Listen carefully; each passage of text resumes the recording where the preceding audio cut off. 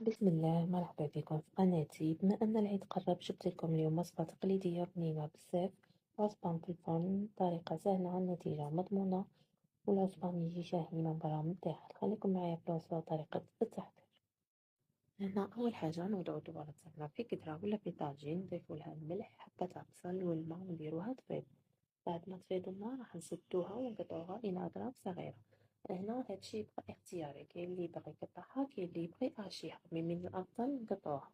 بعدها نضيفو عليها معدنوس، البصل رابي، 3 سنينات تاع الثوم رابي، مرة تاع هريسة اللي يبغيها حارة طبعا، سكين جبير، فلفل عكري، توابل تاع عصبان، فلفل أسود، على راس المغرب زعفران، وراس الحانوت. ونخلطو كامل هاد المكونات مع بعض ونديروهم في المصران التغليظة تاعنا.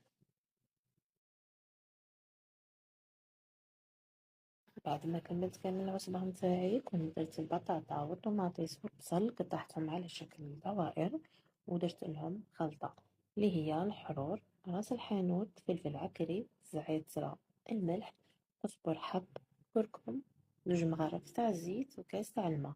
خلط هاد الخلطة مع بعض، بعدها ضفت لها الخضر تاعنا، البطاطا والبصل والطوماطيس.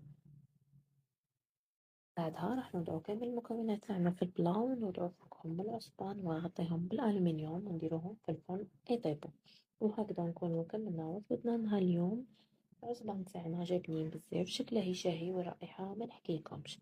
إذا عجبكم الفيديو ما تنساوش تكتبولي رايكم في التعليقات، وتشتركوا في القناة وتبارطاجيو الفيديو مع حبايبكم. في أمان الله.